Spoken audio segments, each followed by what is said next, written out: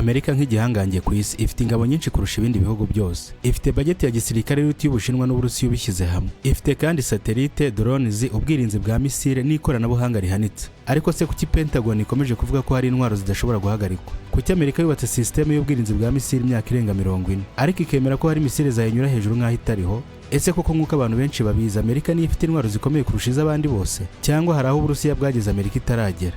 Muri iki kiganiro ntituri buvuge propaganda, ntituri buvuge kandi ibyo CNN cyangwa RT bivuga gusa. Tugiye kureba intwaro nyazo uburyo zikora, ndetse n'impamvu ituma Amerika izitinya n'ubwo itabivuga mu ruhame. Nk'ibisanzwe kandi mugiye kubana na Ndayishimiye Jean Claude.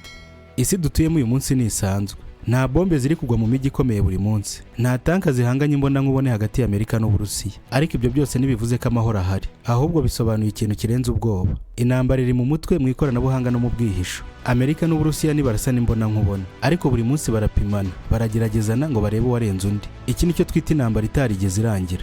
Nyuma y'intambara ya kabiri y'isi, isi yarigabanyije. Ku ruhande rumwe Amerika n'abafatanyabikorwa bayo, ku rundi ruhande hari Soviet Union. Si yari intambara y'amasasu gusa, yari intambara y'ubwenge, ikoranabuhanga n'intwaro za kirimbuzi. Buri gihugu cyashaka kwerekana ko ari cyo gikomeye kurusha ikindi, kandi uko gutinywa bikaba ari byo byari intwaro ubwabyo. Dore uko byose byatangiye. Amerika niyo yabanje kugira intwaro ya nucleaire, yarayikoresheje isi yose irabibona ubwo yarimburaga Hiroshima na Nagasaki. Ariko Soviet Union ntiyatinze, yahise ishyira imbaraga muri misile ndende, warheads nyinshi ndetse na delivery systems zitoroshye. Icyo gihe ikibazo nticyari kikiri ninde uzatera, ahubwo cyari ninde uzabaho nyuma yo guterwa. Iri ni ryo hame ryiswe mutual assured destruction. Niba utera nawe urapfa. None kuki intambara itabaye? Abantu benshi bahora bibaza bati kuki Amerika na Soviet Union batigeze barwana intambara yeruye. Igisubizo ni kimwe, n'ubushobozi bw'intwaro bafite. Iyo buri ruhande rufite ubushobozi bwo kurimbura urundi mu masaha make, aho intambara ihinduka igitekerezo kibi cyane.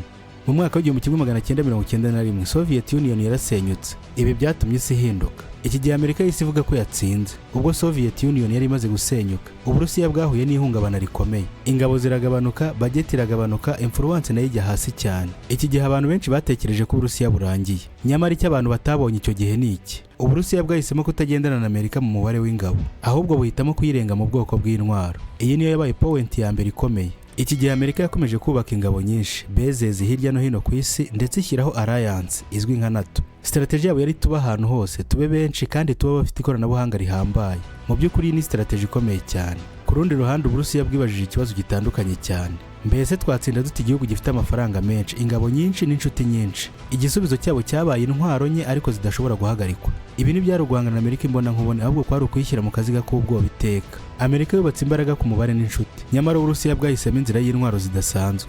Aha niho mu maso ya benshi byagaragaye ko Uburusiya butandukanye na Amerika, kandi ko bushobora kuyirenga.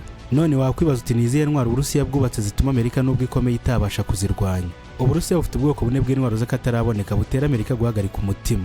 Nk'uko tumaze kubibona, intambara ya Amerika n'Uburusiya ntiyigeze irangira, ahubwo yahinduye isura. Ntikiri intambara yo kohereza ingabo nyinshi ku rugamba, ahubwo ni intambara yo gutinyisha, gutungura no gutera ubwoba butuma undi atatinyuka gukanda buto. Kandi muri iyi ntambara nshya Uburusiya bwahisemo intwaro zidashingiye ku mubare, ahubwo kuko udashobora guhagarikwa. Reka turebere hamwe izo ntwaro imwe ku yindi. Iya mbere ni iyitwa Sarmat, izwi nka Satani kabiri. Iyi ni intwaro ishobora kurimbura igihugu mu minota mike cyane. Mu by'ukuri Sarmat si misile isanzwe, ni Intercontinental Ballistic Missile ICBM. Iyi yubakiwe ikintu kimwe gusa, gutuma Amerika idashobora kwirinda niyo yaba yiteguye gute. Dore uko Sarmat ikora mu magambo yoroshye, ishobora kuva mu Burusiya ikagera ku yindi mpera y'isi. Itwara nuclear warheads nyinshi icyarimwe. Warhead imwe kandi ishobora kurimbura umujyi wose. Icy'ingenzi kurusha byose, Sarmat ishobora kunyura mu nzira Amerika itateganyije. Ntabwo igomba kunyura hejuru ya North Pole nk'izindi misile zisanzwe. Ishobora guca mu majyepfo, guhindura icyerekezo, gutinda cyangwa kwihuta. Ibi byose bigamije kuyobya missile defense system ya Amerika. Ese kuki Sarmat ikomeje gutera ubwoba Amerika? Uko bimeze nuko Amerika yubatse ubwirinzi imyaka myinshi, ariko iyo systeme yabo yubakiwe misile nke zinyura mu nzira zizwe. Nyamara Sarmat ishobora kuza aho utayitegerereje. Niyo mpamvu yiswe Satani kabiri. Iri si izina rya propaganda gusa, ahubwo ni message ubwayo. Ku mwanya wa kabiri bafite Avangard, hypersonic, intwaro ihindura amategeko y'intambara. Niba Sarmat ari umwami w'uburemere, Avangard yo ni umwami w'umuvuduko. Avangard si misile yuzuye, ahubwo ni hypersonic glide vehicle. Ese Avangard ni iki mu by'ukuri? Avangard yoherezwa mu kirere nka misile isanzwe, ariko iyo igeze hejuru ihita yigenga. Itangira kugenda ku muvuduko urenze Mach 20.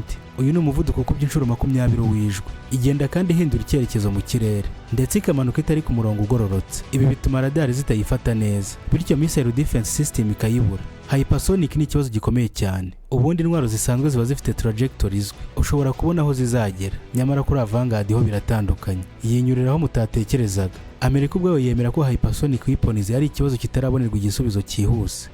Ku mwanya wa gatatu Abarusiya bafite Poseidon. Iyi ni intwaro itarwanira mu kirere ahubwo irwanira mu mazi. Mu by'ukuri Poseidon ni iteye ubwoba kurusha izindi zose ku rwego rwa psychology. Iyi si misile ndetse si na bombe. Iyi ni nuclear powered underwater drone.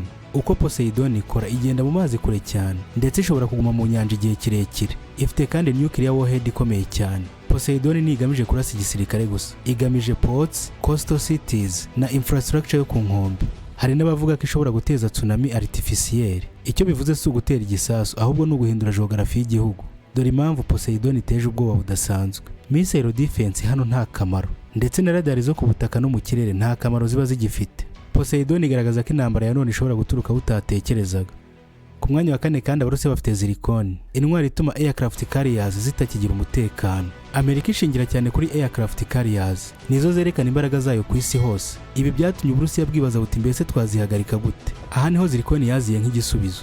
Zircon mu magambo make ni hypersonic missile irasirwa ku mazi, ica ku muvuduko ukabije. Iyo irashwe igihe cyo kuyimenya ni gito, ndetse igihe cyo kwihagarika ni gito cyane kurushaho. Ibyo bituma aircraft carrier imwe ishobora kuba mu kaga gakomeye mu minota mike. Ikizi intwaro nka Sarmat, Vanguard, Poseidon na Zircon zisobanuye muri rusange, si intwaro zo guteza intambara gusa, ahubwo icyarimwe ni intwaro zo gutuma intambara itaba.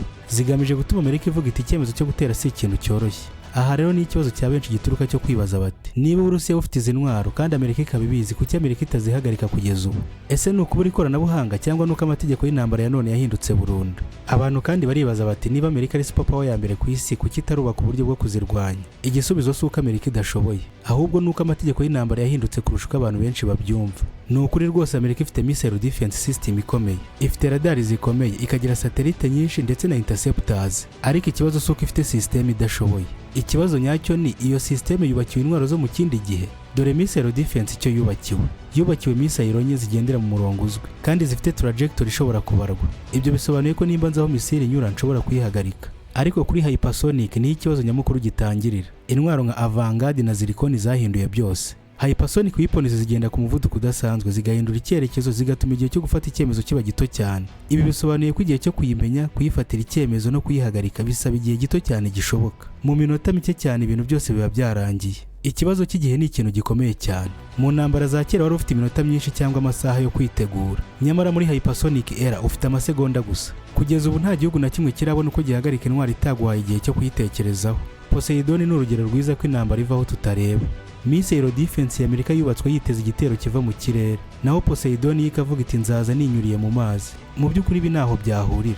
Nta system ikomeye ihari ishobora kumenya aho Poseidon iri igihe cyose, ndetse ngo iyihagarike mbere y'uko igera aho igamije. Ibi bituma umutekano w'ibihugu byo ku nkombe uba ikibazo gikomeye, kandi nanone ikibazo si tekinoloji gusa. Aha niho abantu benshi bibeshye. Nk'uko biri Amerika ifite ikoranabuhanga rikomeye cyane ku isi, nyamara intambara ya nuclear ntishobora gutsindwa mu buryo bwa defense gusa. Mbese ni ukubera iki? Igisubizo nyacyo nuko ukeneye guhagarika intambara 100%. Naho wahagarika intambara ku kigero cya 90%, 10% isigaye irahagije kurimbura igihugu. Iyo niyo logique ya nuclear. Ukuri kandi guhari nuko Uburusiya butubatse izi ntwaro kugira ngo bugere ku bindi bihugu, ahubwo bwazubatse kugira ngo ntihagire igihugu na kimwe kibugeraho. Ibi nibyo bita deterrence. Iyo Amerika ibonye intwaro zidashobora guhagarikwa, irahagarara ikibaza iti ese twafata iki cyemezo tutazi ingaruka zacyo? Icyo rero nicyo Uburusiya bushaka. Nanone kandi nawe wakwibaza uti kuki Amerika idakora nk'ibyo Uburusiya bukora? Igisubizo nta kindi ni ukubera filozofi zitandukanye.